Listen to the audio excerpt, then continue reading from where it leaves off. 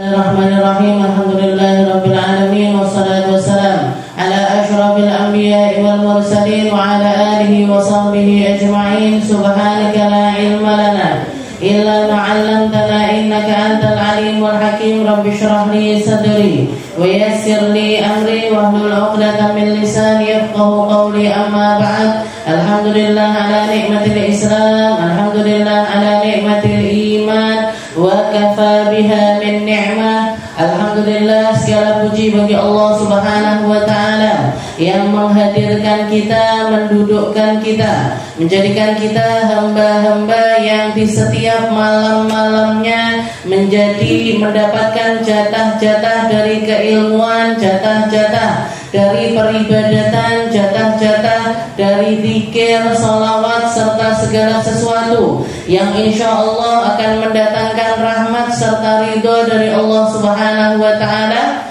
memperkuat hubungan antara kita dengan Tuhan kita, mencari rasa-rasa yang dirasakan oleh orang-orang terdahulu, para hamba-hamba mulia yang selalu dan selalu tidak puas dengan keadaan sekarang, tapi mereka mencari dan terus mencari apa hal-hal yang membuat dirinya ini semakin dekat dan semakin dekat kepada Allah Subhanahu wa ta'ala. Di salah satu kisah ada salah seorang A'rabi, ada seorang Badui yang mendatangi Nabi Muhammad SAW sambil mengatakan, "Ya Rasulullah, alimni khairan." Wahai Rasul, ajarkan aku sebuah kebaikan, ajarkan aku sesuatu yang baik yang akan membuat aku ini diterima di sisi Allah Subhanahu wa ta'ala. Dan begitu juga banyak kisah-kisah di mana para sahabat itu mendatangi Nabi, bertanya, nyari tahu, pengen paham, pengen ngerti. Semuanya ditanyakan langsung kepada Nabi Muhammad SAW. Maka termasuk salah satu hamba ini mengatakan hal yang sama, "Ya Rasulullah, alimni khairan." Pertanyaan yang simpel sekali, "Ya Rasul, kasih tahu, ajarin aku perbuatan baik."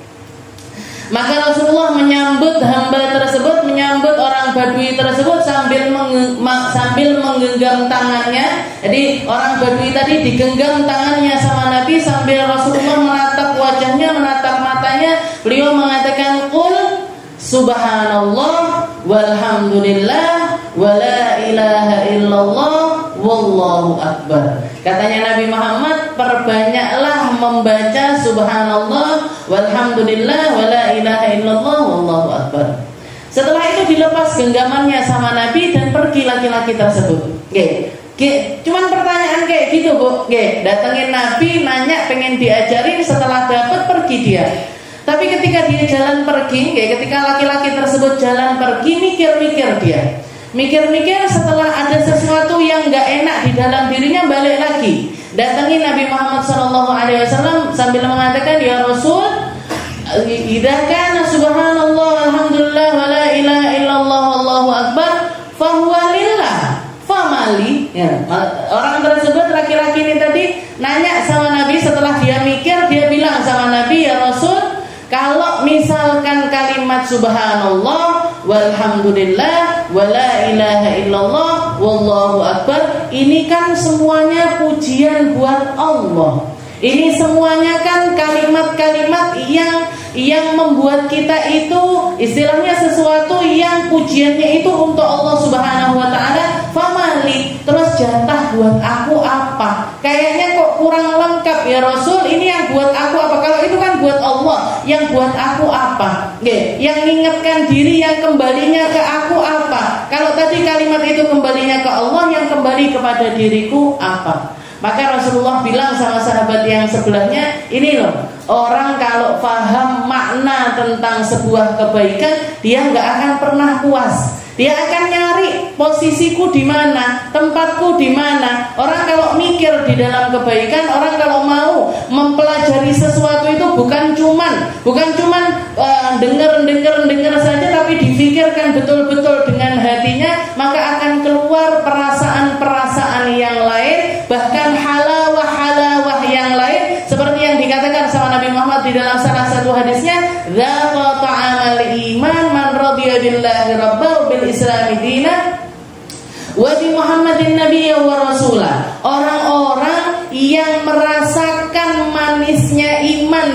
dalam dirinya adalah mereka-mereka yang benar-benar ridho dengan Allah Ta'ala, ridho dengan setiap keputusannya, ridho dengan setiap takdirnya, ridho dengan setiap doa yang dia panjatkan meskipun gak kunjung dikabulkan secara nyata dari Allah Ta'ala. Tapi kalau orang hatinya sudah ridho, dia akan terus dan terus meminta karena tahu persis bahwasanya bahkan di dalam permintaannya ini pun sudah dapat sesuatu yang indah dari Allah Ta'ala. Ada jalinan-jalinan rasa yang tersambung antara dirinya dengan Allah. Zaqa ta'amal iman man radiya billahi rabba wa bil islami dina, yang ridho Islam sebagai agama, wa bi Muhammadin nabiyya wa rasulah, dan cukup Nabi Muhammad jadi panutannya. Orang-orang yang tahu betul, bukan cuman kamu Islam apa enggak? Ya Islam. Ini loh KTP ku Islam. Enggak cuman Islam seperti itu aja, tapi Islamnya ini benar-benar dari dalam hatinya, maka akan keluar sesuatu yang orang lain bahkan mungkin enggak memikirkan hal tersebut. Termasuk orang A'rabi ini tadi.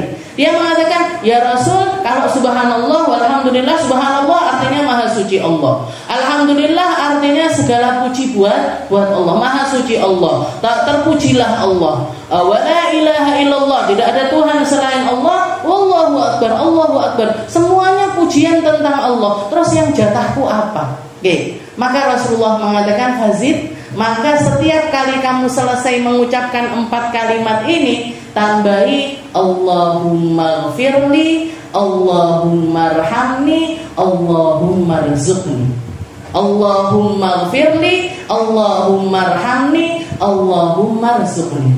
Karena setiap hamba ketika dia mengatakan subhanallah, dijawab sama Allah Ta'ala, "Shadaqta, benar kamu bilang Allah Ta'ala yang maha terpuji." Shadaqta, benar.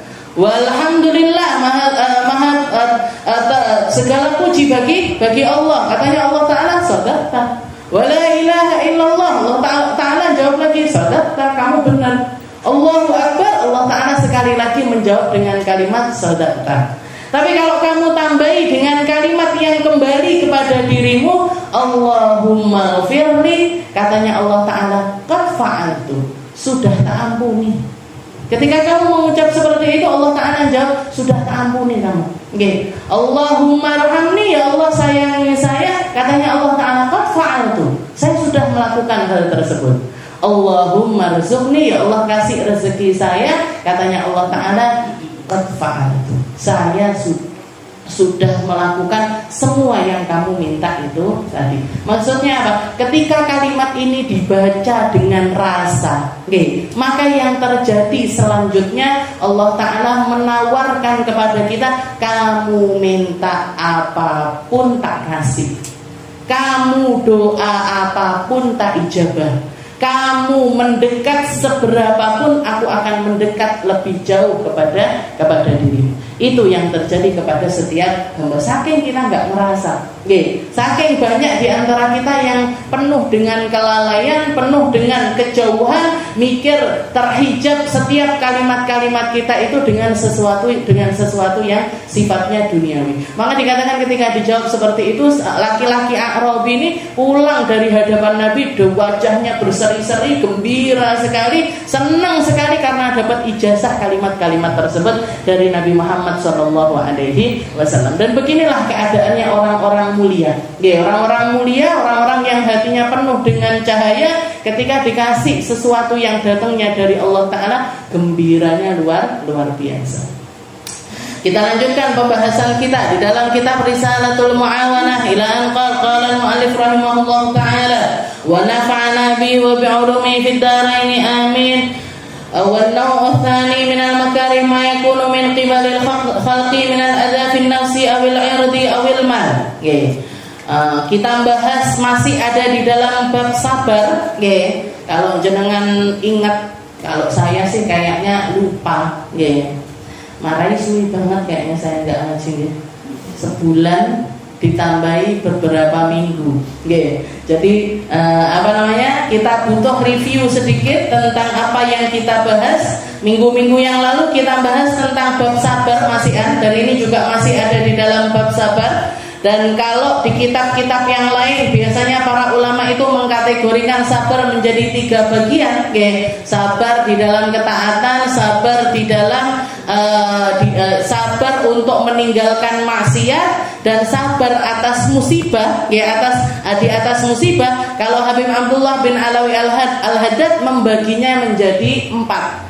Bahkan yang nomor 3 ini dibagi lagi menjadi 2 sama beliau. Jadi ada 4 keadaannya orang sabar. Yang pertama sama kedua sama, sabar di dalam ketaatan, sabar di dalam menghindari berbagai macam maksiat. Sedangkan yang ketiga as-sabru 'alal makarih, sabar atas sesuatu yang kita itu nggak senang. Sabar atas sesuatu yang kita itu nggak senang. Nah, di sini di golongan yang ketiga atau kategori yang ketiga ini, Habib Abdullah membaginya lagi menjadi 2. Ada yang datangnya dari Allah Subhanahu wa taala, ada yang datangnya dari makhluk-makhluknya Allah.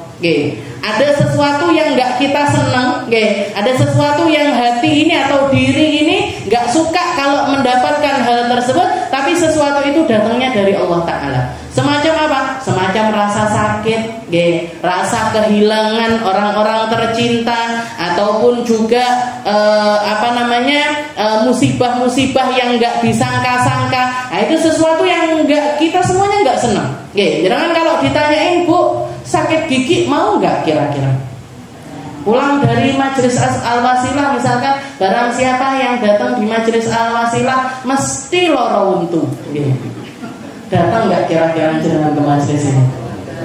Rai disada lah kok dadak loro untu gitu. Nah, ini kan berarti apa? Semua penyakit-penyakit ataupun juga musibah-musibah ataupun juga kehilangan orang-orang tercinta, itu semuanya sesuatu yang kita itu enggak senang. Nah, maka kita butuh sabar di dalam perkara tersebut. Karena apa? Karena enggak ada manusia hidup di dunia kecuali ujian-ujian yang semacam itu juga akan didatangkan oleh Allah Subhanahu wa taala. Gimana cara ngelolanya? Nah, yang kedua, yang alal makarih, ini sesuatu yang enggak kita suka ya. Nah, kalau yang itu tadi kan datangnya dari Allah Ta'ala. Ada yang datangnya dari makhluk-makhluknya Allah Ta'ala. Fitnahan-fitnahan, cacian-cacian, makian-makian, ataupun misalkan kita diperlakukan begini begitu yang buruk dari hamba-hamba Allah Ta'ala. Sama Habib Abdullah juga diajarin gimana cara kita mengelolanya. Dan yang terakhir adalah wasabru 'ala syahwat, sabar anis syahwat, dari berbagai macam syahwat diri. Nah, kemarin di minggu-minggu yang lalu yang sudah kita bahas, kita sampai di bab yang ketiga, yaitu as-sabru 'alal makarih wa hiya naw'an.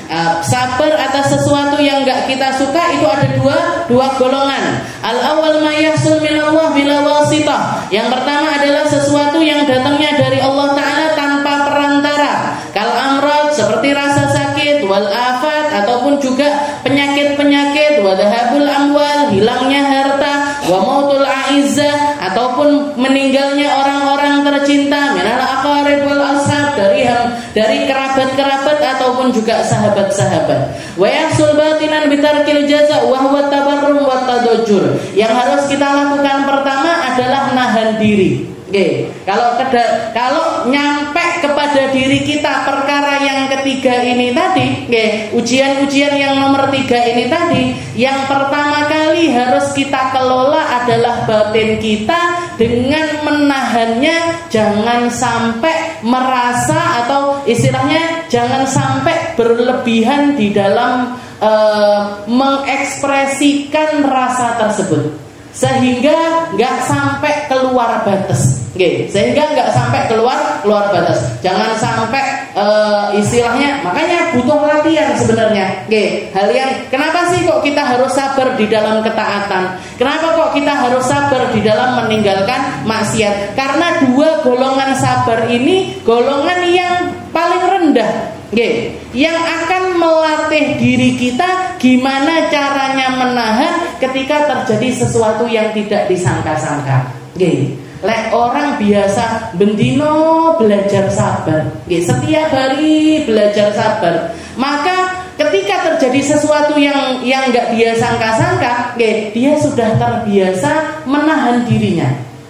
Kayak tadi saya dengerin, guru saya juga nggak nyangka Habib Umar bin Hafid mau datang di salah satu podcastnya artis Indonesia. Salah satu pertanyaan yang pertama kali dilontarkan sama hostnya, sama MC-nya, itu beliau nanya, Beb, kok bisa jenengan itu kita ngelihat jadwalnya Habib aja udah capek. Daras fajar, pelajaran subuh ada, nanti habis pelajaran subuh pagi pergi ke daerah Cidodol buat haulnya Syekh Abu Bakar bin Salim, habis itu nanti lanjut lagi diundang di sini, sehari itu bisa 5 sampai 6 jadwal. Saya ini Bu dulu pengen jajal.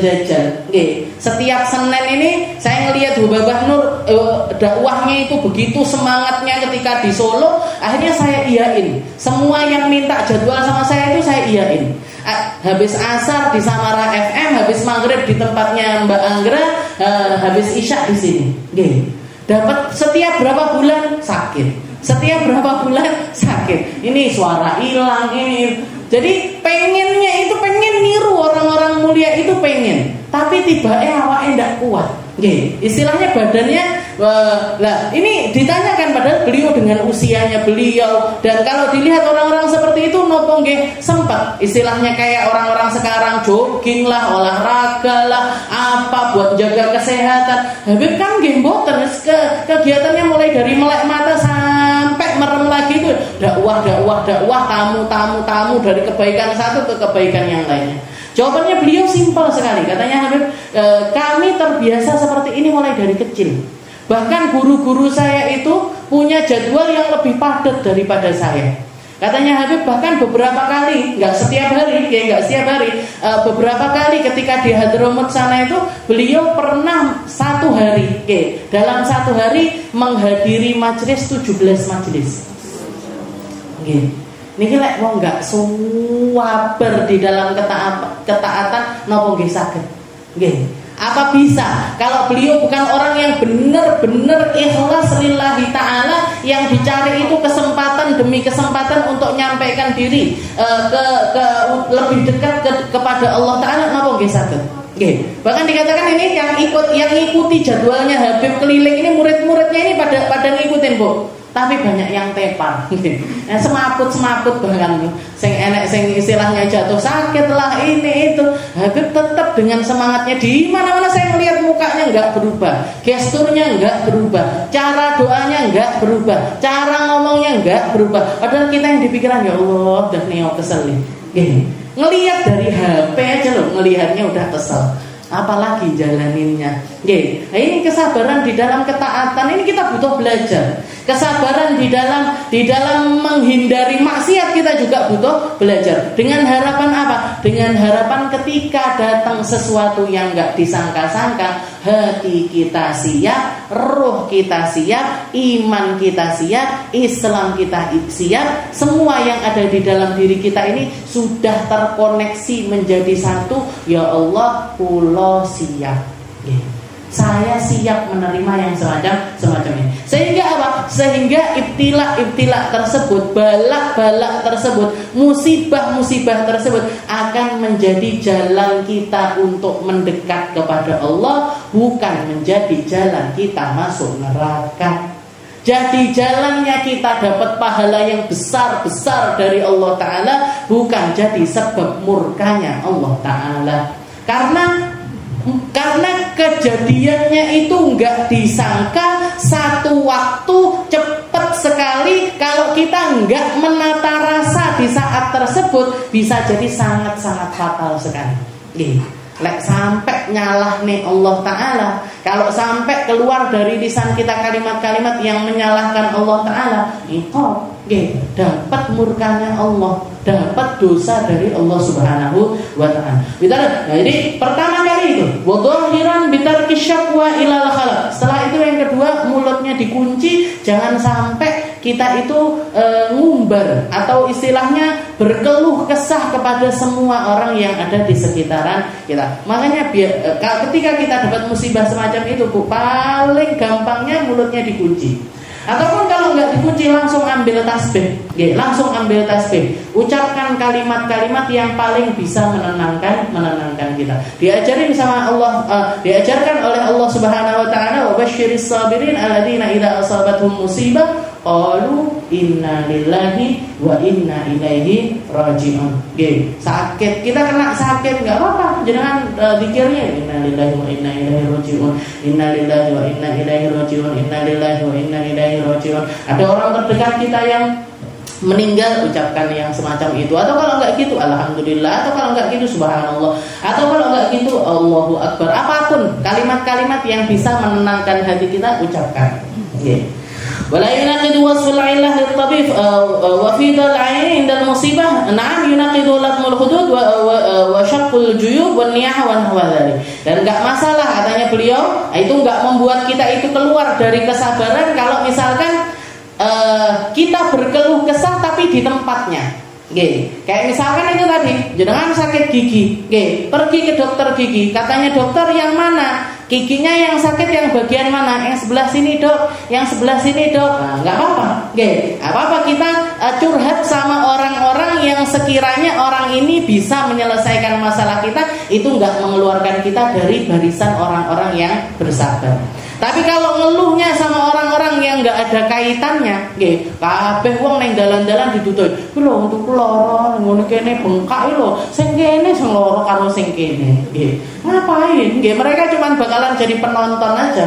Oh sing tito, oh iya, gitu toh. Ngobati nggak iso, ngeresiki nggak iso, gitu, nggak menyelesaikan masalah mereka. Nah, maka keluh kesah sama kalau kita mau curhat, apalagi kalau perempuan biasanya memang pertama kali itu yang dicari tempat curhat. Nah, kalau mau nyari tempat curhat harus pilih-pilih, Bu. Jangan semua orang diceritani. Ojo sak kampung didudoi.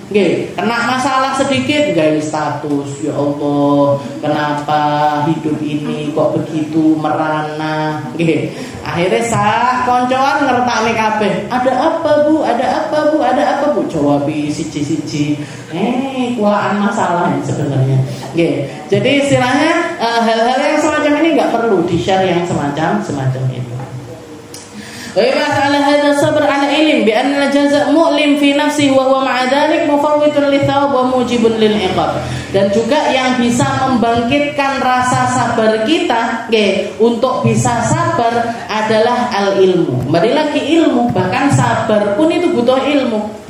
Kita mau jadi orang sabar kudu ngerti ilmune orang-orang sabar. Harus ngerti ilmunya orang-orang sabar, mendekat sama orang-orang yang sabar, mendekat sama orang-orang sabar, nyari minta sama Allah Ta'ala untuk diberikan kesabaran, itu yang akan membuat kita masuk di dalam golongan orang-orang yang sabar. Biar jazak mu'limun fi nafsi, bahwasanya yang namanya mengeluh atau jaza itu nggak terima dengan ketentuannya Allah Ta'ala, itu adalah sesuatu yang akan menyakiti diri kita sendiri. Jadi ketika orang itu tantrum atau istilahnya merasa kalau dirinya itu dihinakan oleh Allah Ta'ala atau diperlakukan dengan nggak baik oleh Allah Subhanahu Wa Ta'ala, orang ketika dalam keadaan terpuruk itu merasa kalau dirinya ini dalam keadaan yang sangat-sangat istilahnya merana sekali, merana sekali. Jadi katanya Habib Abdullah, al-jaza' mu'limun fi nafsi. Orang yang merasa kalau dirinya itu diperlakukan tidak adil oleh Allah Ta'ala, itu akan sangat-sangat menghancurkan dirinya. Makanya nggak heran kalau jenengan ngelihat di negara-negara yang katanya maju, yang perekonomiannya maju, yang bangunannya maju, pendidikannya maju, kita ngelihatnya mereka orang yang berduit, punya rumah, mungkin juga nggak punya utang, nggak punya masalah yang seperti apa, tapi ujuk-ujuk bunuh diri. Tahu-tahu loncat dari gedung tinggi, atau pokoknya bunuh diri. Padahal kalau dilihat mereka punya sebab-sebab yang dianggap orang menjadi sebabnya orang itu bahagia. Tapi ternyata ketika seseorang itu nggak punya keimanan, di mana iman ini yang jadi sumbernya sabar, iman ini yang jadi sumbernya sabar. Ketika dia kena masalah, dia akan merasa hancur. Dan ketika dia merasa hancur, dia besar keinginannya untuk menghancurkan dirinya sendiri. Makanya sampai melakukan hal yang semacam itu. Jadi katanya Habib Abdullah, ketahuilah bahwasanya al-jaza, ketika kamu menolak dengan ketentuannya Allah Ta'ala, itu mu'limun fi nafsih, itu akan sangat menyakiti dirimu. Wa huwa ma'adzalik, ditambah lagi mufawwitun litsawab wa mujibun lil iqab, itu akan membuat kamu lepas dari pahala yang harusnya kamu dapat, dan kamu akan mendapatkan hukuman yang Allah Ta'ala berikan kepada orang-orang yang nggak sabar. Orang-orang nggak sabar itu tempatnya di neraka. Orang-orang yang nggak sabar itu karena dia merasa Allah Ta'ala nggak berhak untuk melakukan hal yang semacam itu, maka dosanya adalah dosa yang besar. Ya Allah, kenapa kok saya yang sakit? Kenapa enggak orang itu yang banyak dosanya? Ya Allah, saya sudah sholat, saya sudah sujud, saya sudah puasa, saya sudah zakat, kenapa kok saya yang engkau kasih ujian yang semacam ini? Kenapa kok anak saya yang engkau kasih ujian yang semacam ini? Kenapa kok orang tua saya yang berarti apa? Dia enggak terima sama apa yang ditentukan sama Allah Ta'ala. Padahal Allah Ta'ala menentukan sesuatu untuk kita. Kalau misalkan kita menerimanya dengan baik, pahala yang akan kita dapatkan. Tapi kalau kita menerimanya dengan gak baik, Allah Ta'ala juga maha mampu untuk menghukum kita dengan hukuman yang Allah Ta'ala inginkan. Makanya ini katanya Habib Abdullah, anna syaqwa ila man la yastati an yanfa' nafsahu wa an la yakshif anha dharran minal hamaqah. Ditambah lagi, kalau kamu nambahi musibahmu itu dengan bercerita kepada orang-orang yang gak bisa menyelesaikan masalahmu, itu adalah sebuah kedunguan, itu adalah sebuah kebodohan. Kabeh wong diceritani masalah dhewe. Anakku ora iso bayar SPP, Allah, angel men golek duit. Enggak cuma satu orang, dua orang, sak pasar diceritani. Sak kampung diceritani. Setiap ketemu orang yang diceritani hal-hal yang semacam itu. Padahal kalau kita lihat di sekeliling kita, enggak ada satu orang pun kecuali memiliki masalahnya masing-masing.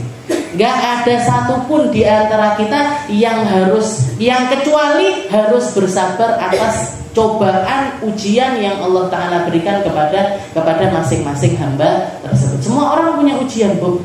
Saya pergi ke belahan dunia manapun, ketemu sama manusia manapun, gak ada satupun di antara mereka kecuali punya cobaan. Semuanya punya cobaan.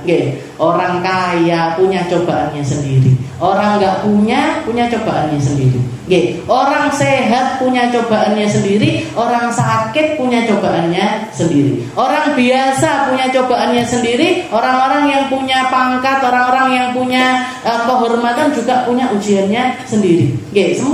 Semuanya sedang bersabar dengan ujiannya masing-masing. Maka nggak perlu kita nambahi beban orang lain, dan ditambah lagi ketika kita cerita sama orang yang nggak pas, yang nggak sesuai dengan hal tersebut, itu sia-sia, curhatnya kita sia-sia, ceritanya kita sia-sia, buang-buang waktu aja. Mendingan dipakai pikiran, mendingan dipakai curhat kepada Allah Subhanahu wa Ta'ala. Wa hadhi sifatun kullu makhluk. Wa ma'a dzalika fa syaqwa dalatun ala adami iktifa billahi alladhi bi yadihi malakutu kulli syai'. Juga ditambah lagi, ketika orang curhat kepada orang lain, itu berarti menunjukkan kalau dirinya itu tidak merasa cukup dengan Tuhannya. Padahal Allah Ta'ala mengatakan di dalam Al-Qur'an, alaihissallahu bikafin abdah. Bukankah Allah Ta'ala itu cukup untuk hambanya?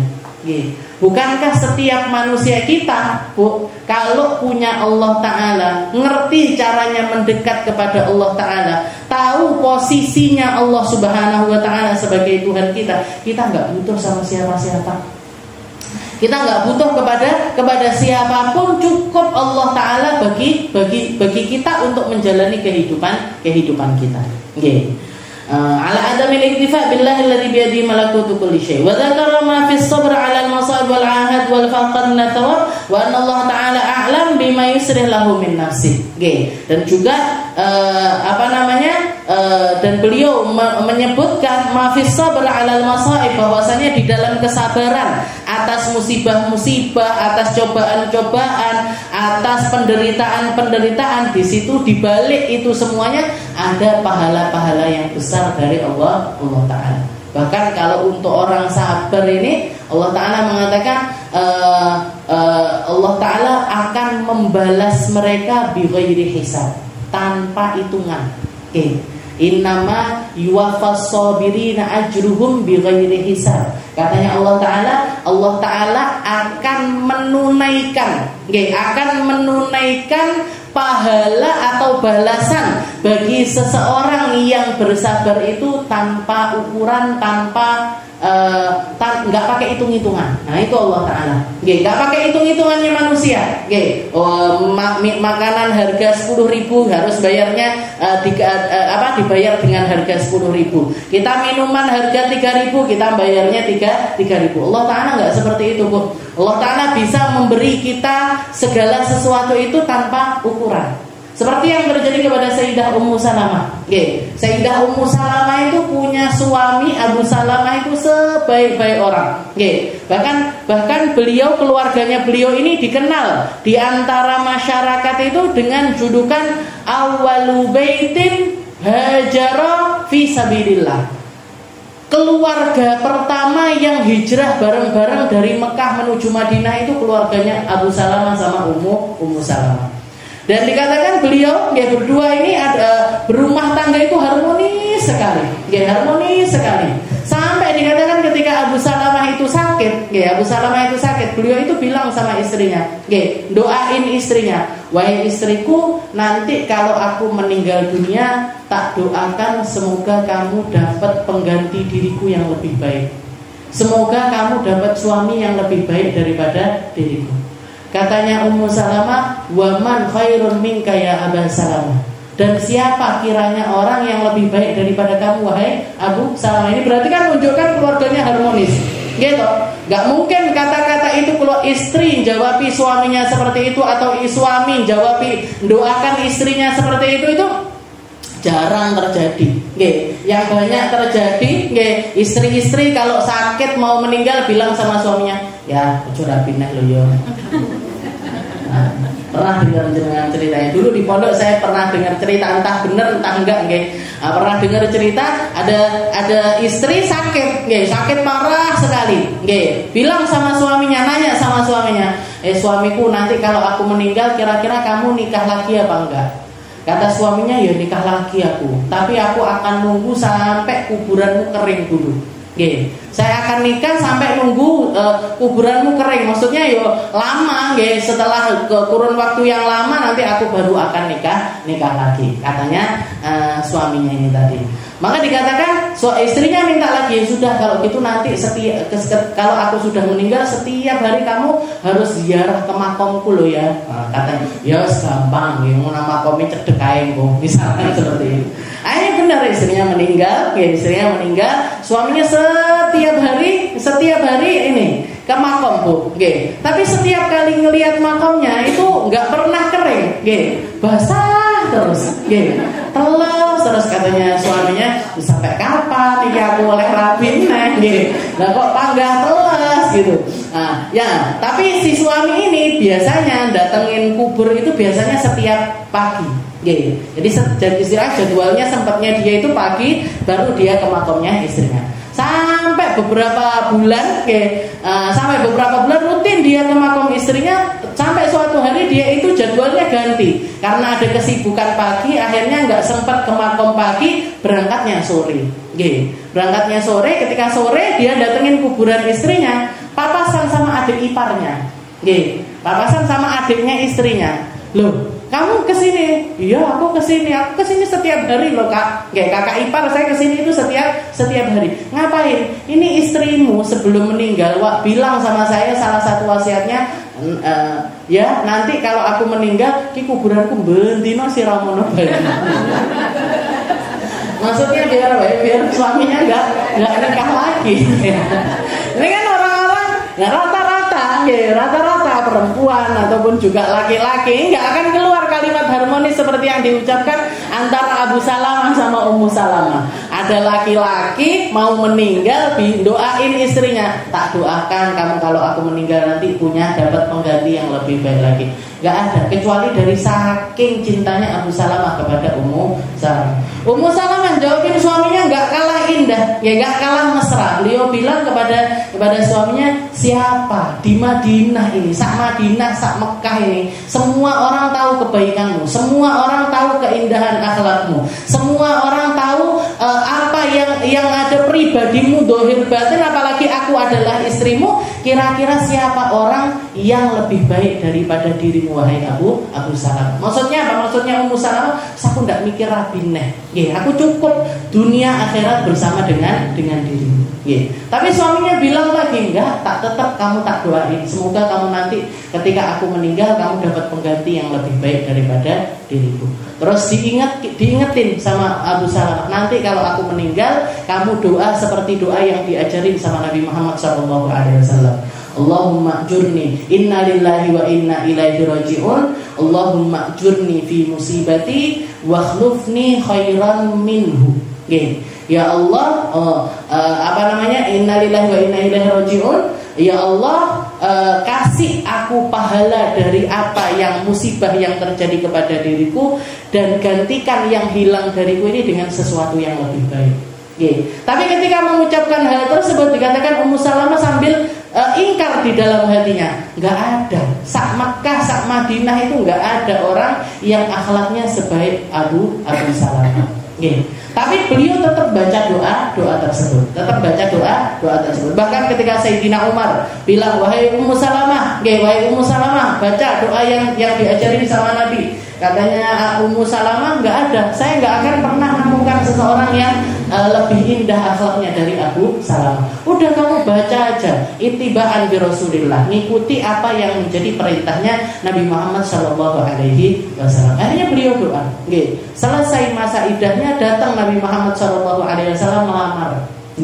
Yang melamar beliau bukan orang-orang biasa, tapi utusannya Nabi Muhammad datang untuk mengajukan lamaran kepada Ummu Salamah. Benar diganti sama Allah Ta'ala, khairan minhu, lebih baik daripada Abu Salamah. Nggak ada yang lebih baik daripada Nabi Muhammad SAW.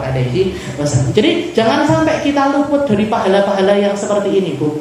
Jadi ketika kita dapat musibah, percaya, Allah Ta'ala akan gantikan saya sesuatu yang lebih baik. Kalaupun nggak di dunia, di akhirat nanti.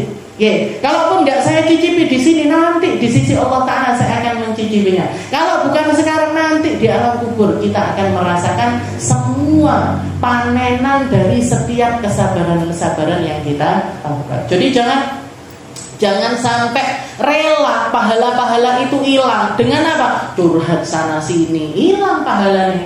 Ngomong ke sana kemari, hilang pahalanya. Enggak nyerahkan kepada Allah Ta'ala, enggak nginget Allah Ta'ala, enggak make apa yang menjadi aturan-aturannya Nabi Muhammad di dalam kesabaran-kesabaran tersebut. Ini yang harusnya jadi pahala-pahala besar, hilang semuanya dari diri kita. Dan nggak apa-apa kita itu minta ganti sama Allah Ta'ala, itu nggak apa-apa. Minta nggak apa-apa. Ini Ummu Salamah kan diajarin. Nah, Nabi Muhammad yang mengajarkan, wa khlufni khairan minha. Ya Allah, gantikan saya sesuatu yang lebih baik. Gigi saya sakit, gantikan ya Allah nanti dengan gigi yang lebih baik, atau dengan sesuatu yang lebih baik. Kok pangkas gigi aja nih? Padahal saya lagi nggak sakit gigi loh. Karena apa? Karena Allah Ta'ala lebih tahu apa yang lebih baik bagi hamba tersebut. Jadi ketika kita kena musibah, yakini bahwasanya Allah Ta'ala pencipta saya lebih tahu tentang diri saya, lebih tahu apa yang paling baik untuk saya, lebih paham tentang balasan yang indah untuk diri saya ketimbang diri saya sendiri.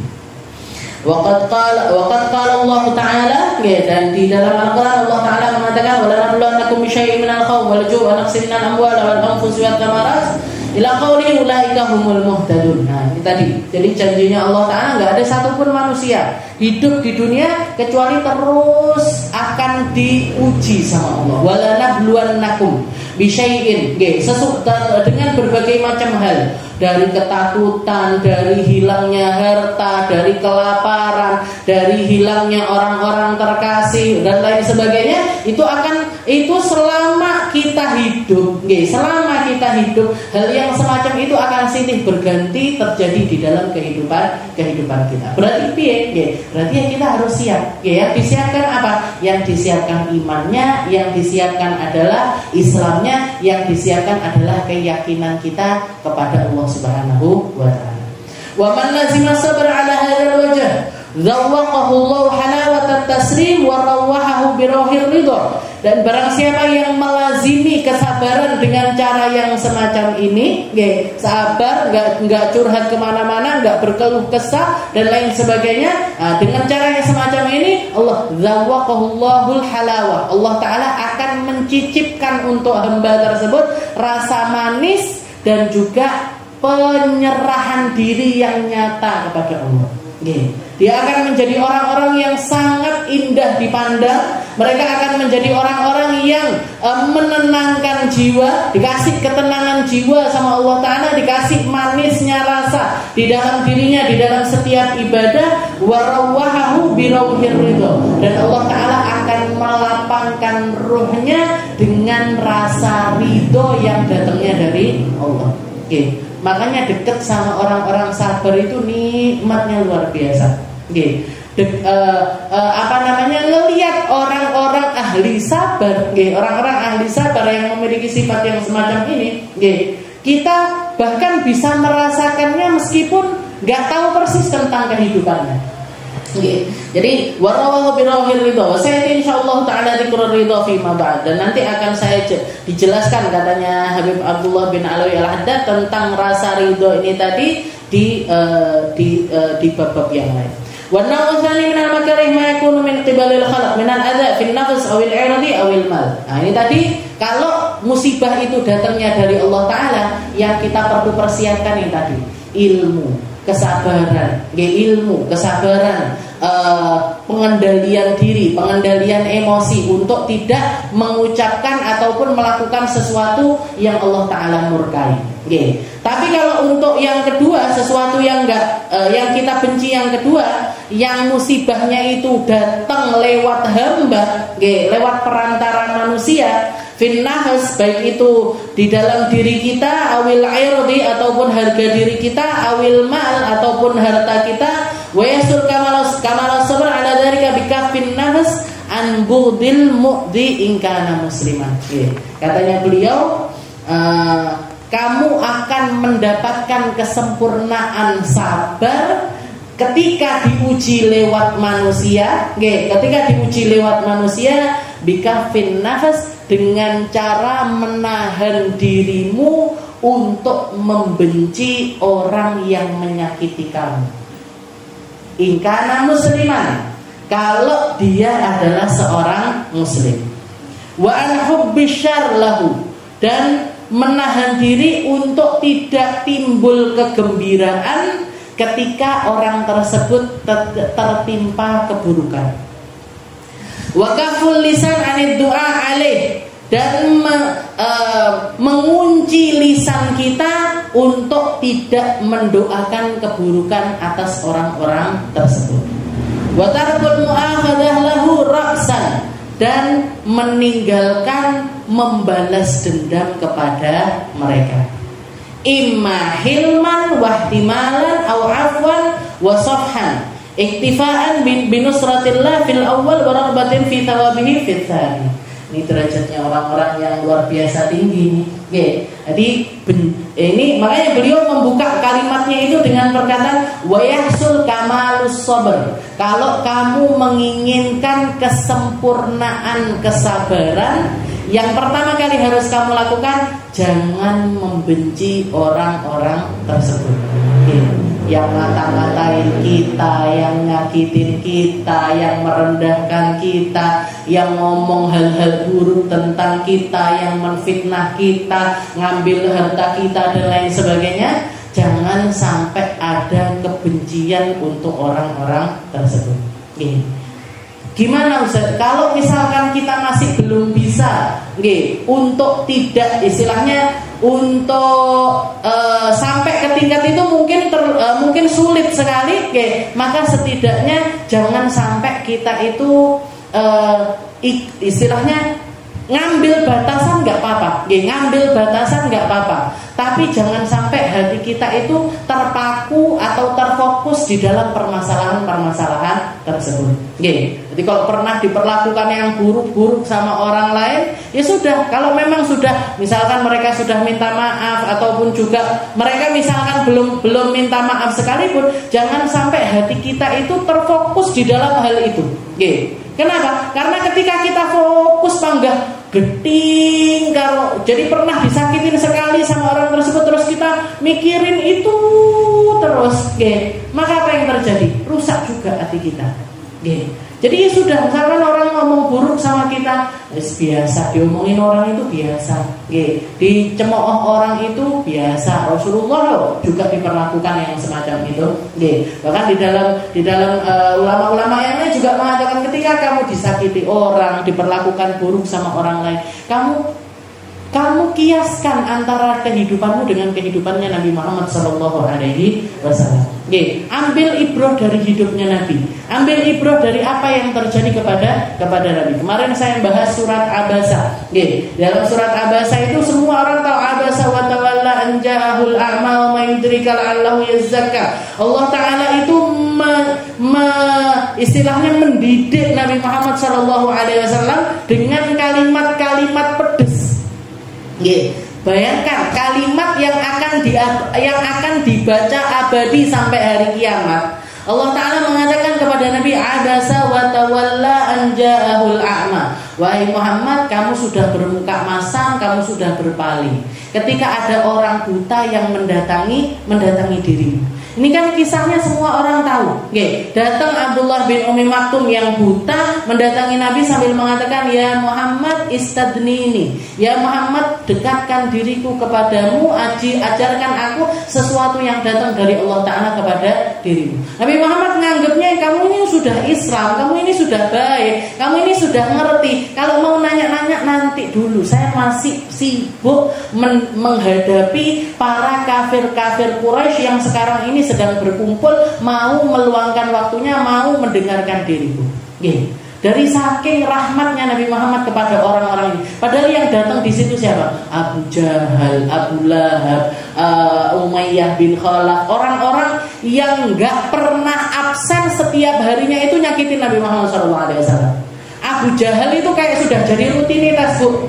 Per pagi-pagi ngambil sampah dibuang di terasan rumahnya Nabi. Gak cuman sehari dua hari, bendino, Bu. Coba jenengan punya tetangga kayak gitu, itu tetangga sudah jenengan apain kira-kira? Wes dikupengi garis polisi. Sudah dikupengi garis polisi. Pak polisi, ini orang yang setiap hari buang sampah di depan rumah saya. Ini Abu Jahal, gak pernah absen. Bahkan ketika Rasulullah melihat, loh, terasan rumah saya kok nggak ada sampah, Rasulullah yang letak nih, diletak nih sama Nabi, dicari tahu ini Abu Jahal kemana ini kok nggak buang sampah di depan rumah saya. Ini akhlaknya Nabi Muhammad SAW. Jadi benar-benar lepas kebencian itu. Beliau nggak lagi melihat sosoknya sebagai manusia yang menyakiti beliau, tapi beliau melihat semua manusia adalah wasilah untuk nyari kedekatan kepada Allah Ta'ala. Yang dicari gimana caranya semua orang ini masuk ke dalam surganya Allah Ta'ala. Umayyah bin Khalaf yang naruh kotoran di punggungnya Nabi, yang memperlakukan pengikut-pengikutnya Nabi dengan cara-cara yang buruk. Umayyah bin Khalaf itu punya budak perempuan namanya Zinnirah, dicongkel, Bu, matanya sama Umayyah bin Khalaf. Beliau punya budak laki-laki namanya Bilal bin Rabah. Setiap kalau lagi iseng-iseng ini Umayyah bin Khalaf diikat tangannya Bilal, disambungkan ke onta ataupun kudanya dipacu suruh keliling Mekah sampai hancur sak badan. Luka, patah tulang, ini itu dan lain sebagainya. Nanti kalau sudah seperti itu dilepas talinya, diobati. Diobati Bilal ini sampai sembuh. Nanti sudah sembuh digitukan lagi. Terus seperti itu. Bayangkan ini bukan cuma jahat banget. Lah wong Jawa juahat. Lah wong Tulungagung ngomongnya juahat banget. Tapi itu ketika datang ngadep di depannya Nabi Muhammad SAW, Rasulullah mau nemuin itu masih mau, ngobrol sama mereka masih mau, difahamkan tentang Islam, ditawarkan tentang Islam, dingertikan tentang hari akhirat dan lain sebagainya. Itu kalau kita wes sudi ketemu sama orang-orang itu, kok yang gituin, yang melerok ya wae dhewe, melerok, aku bisa melerok. Itu kalau kita. Tapi Nabi Muhammad dari rahmatnya, dari keindahan akhlaknya mau nemuin orang-orang yang semacam. Mulai beliau Habib Abdullah wa yahsul kamalus sabr ala dzalik bikafin nafas an budil mu'dhi. Jadi cari cara gimana biar hati kita itu enggak punya kebencian sama orang-orang yang bersangkutan dengan kita itu tadi. Yang nyakitin kita, yang ngambil harta kita, sing utang nggak bayar dan lain sebagainya. Cari cara gimana biar hati kita ini nggak punya rasa benci kepada orang-orang tersebut. Atau minimal kalau belum bisa sampai nggak benci itu nggak bisa. Minimal jenengan mengusahakan agar hati ini nggak terfokus dengan permasalahan tersebut. Jadi apa? Jadi kita bisa melanjutkan hidup. Orang kalau disakiti habis itu jekit dengan rasa tersebut, nggak bisa melanjutin hidup, nggak bisa melanjutin hidup dia. Ketemu orangnya merongkel pegel nyelatu gitu. Jadi hidup ini kayak mandek. Di permasalahan itu mandek. Nggak bisa upgrade kita, nggak bisa maju kita, nggak bisa jadi orang yang lebih baik lagi kita. Sulit. Dan kalau sudah seperti itu, Bu, jenengan donga khusyuk angel, salat khusyuk angel, nyari ilmu biar bisa masuk ini sulit. Kenapa? Karena kita terfokus di dalam satu masalah tersebut.